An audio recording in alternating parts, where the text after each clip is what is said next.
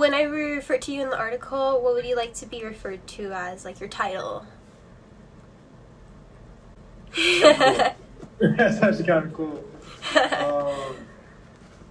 I mean, I kind of got a little nickname going on right now, but I'm just gonna keep it as Joshua for right now Gotcha. Cool. because that's the only thing people know me as out of Southwestern. So, Yeah. How long did you go to Southwestern? only a year.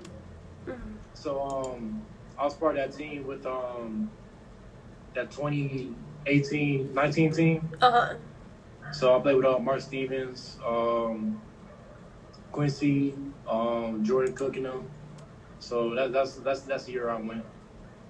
Okay. And did you go to any other community colleges beforehand? Yeah, so it's a long, very long story. But my freshman year, I went to Lewis University. It's a Division II school in Romeoville, Illinois. Then I had transferred to Kaskaskia Community College for my officially my freshman year of athletic play. And then I had graduated. Actually, I graduated with my associate's that year. Oh, So nice. Congratulations. I had another year of eligibility to play during college ball. So I decided to go to California and play for Southwestern. They was building something really, really good during that time, and I thought it was a really good move, and it was. And do you think that coronavirus really impacted your experience at Southwestern? Well, when I was at Southwestern, coronavirus wasn't even a thing yet. Mm-hmm. But what Southwestern did have a play in my future though, and how the coronavirus did affect me. So just so you have some background on what happened about my situation at Southwestern. So I was recruited to go play for that for Southwestern basketball. I know from Chicago, Illinois, if you don't know. So I had actually got injured a few weeks before I was supposed to go down there for school. Mm-hmm. So I had like really bad nasty knee injury. I had to get surgery. Wow.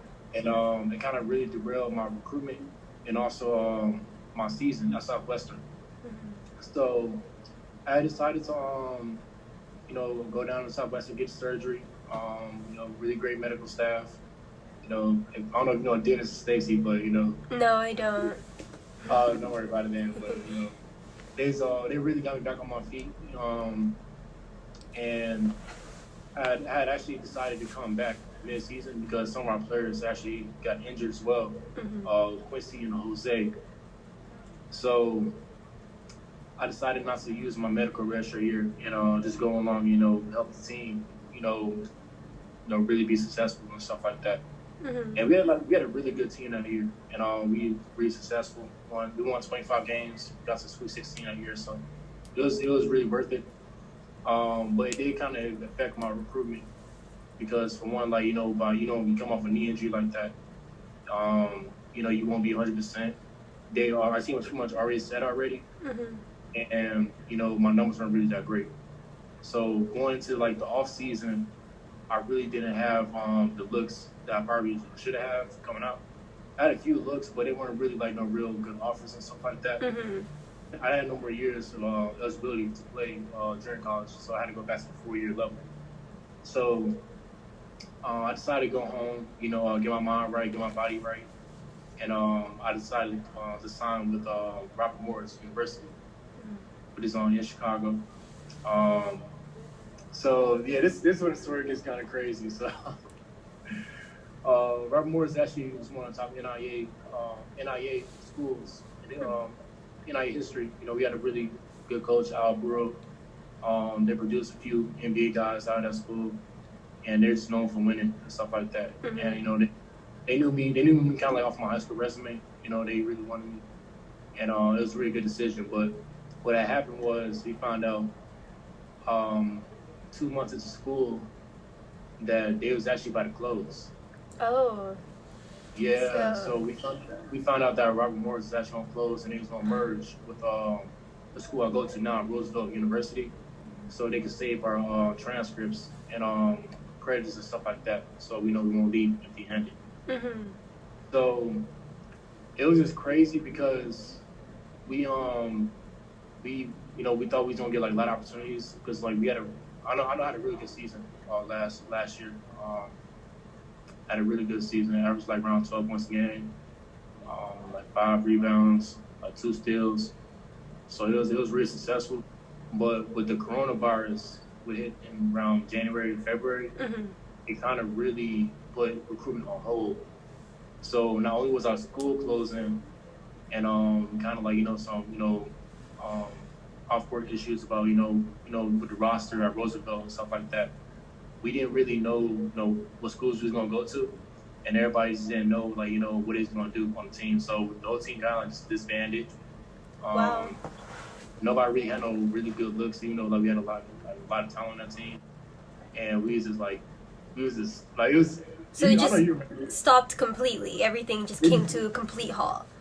Complete halt, and like it was just crazy because like for one, by us being upperclassmen, we really didn't have that many looks either because we were upperclassmen. We got that many years left, Mm-hmm. so it was really hard to really find schools at the 4-year level. We had schools in our conference, but like I said, like because of the coronavirus, like everything was just at a standstill. Yeah. But what I did for coronavirus, I wasn't really too worried about it. I kind of figured that things were gonna work out naturally. I was like, I'm upperclassman, just stick, just work out, stay humble, things gonna work out fine. So I had during quarantine, I was actually blessed to have a court, outside of my apartment. Mm-hmm. So I just go there every night or in the morning and go to weight room. I had a beach right next door before our mayor shut it down. We had hills, tracks, so I had a lot of resources to really keep myself in condition. So I wasn't really too worried about the physical part of my athletic ability. Uh-huh. But I was kind of like a little worried about my decision for like school and stuff. So Yeah. I was already at that point though. I was already kind of a little fatigued, moving around school to school, and I was like, I'm just gonna stick with where I'm at. I'm just gonna stay at Roosevelt, and it was, I love Coach Griff and coaching staff. Our assistant coach from Robert Morris came over as well, Coach Tank, and I was like, I'm just gonna stay where I'm at. There's no point in leaving. Really no point of really pushing any doors open. Like, I'm just gonna stay where I'm at. And just whoever comes with it comes with it. Yeah. So they honored my scholarship from last year at Robert Morris. So I don't really have to really worry about nothing financially, anything like that. Mm-hmm. But it was really it was a really interesting time. I mean, I'm pretty sure from your perspective. Yeah. I mean, everything is happening to everybody. It's things that are completely unexpected. You thought you had a stable school to go to, and now suddenly the whole world is like confused about what's gonna happen next, and you're just like, man, I just want to go to school. Yeah, it was definitely bizarre, but. And how did you feel? How did that feel, not knowing what was going to happen? A lot of anxiety. A lot of like, why is this happening? But just understand that I just just because of my first couple of years in college, from Lewis University, Kaskaskia, and Southwestern, they really defined my character, and they really built me to the person I am today. So like going through a lot of adversity, it kind of built a lot of confidence in myself about my future and stuff like that. Like if I could go through that, then nothing really can stop me. Not even no disease nor coronavirus. Like it's not gonna phase me because I seen what true adversity looked like, and I was actually, to be honest, I was completely confident during all the coronavirus. I was not shook. I will be honest, I got bored a lot. I got bored a lot during the coronavirus. Just work out. Yeah, just working out, playing 2K. I made a few, cool little videos and stuff like that, on YouTube. But yeah, you told me you have a YouTube channel, right? Yeah, it's called Retro Rob. Oh, But nice. yeah, it's pretty cool. Really what I do is I use like old school rosters for the NBA, and I just kind of like sample sounds from the actual games from that era, and I mix it in and make form of art and stuff like that. Yeah. And that really got me by during quarantine because it was definitely I had to find something to do. Of course, I talked to some of my friends and stuff like that, on the phone, but it was nothing compared to like face to face and stuff like that. Yeah, definitely. And has anybody around you, like any of the players or anything, got coronavirus, or do you see them just completely social distancing now? So it was completely like with Robin Morris and like doing quarantine and stuff like that. It wasn't being that much. No, nobody got the virus. But when I started playing in like the programs, because I played in a program in Chicago during the summer, and we had to get tested before the Final Four game, and they started saying that like people were coming out as positive. I came out negative, thank God, but it's just it was that real sense. Like my mom, she worked at the airlines, and she like a lot of her coworkers got the coronavirus. Yeah. My teammates at Roosevelt, like Coach Griff, like he's really strict on how we practice, about social distancing, so we can have a season. And one of our players got the virus, one of the freshmen. So he has to quarantine, for about 2 weeks and stuff like that. So, it's very real. I was talking to my boy Jordan Doss the other day, and he just told me that like his roommate, his teammate got the virus, so like he came in practice right now. Wow. So.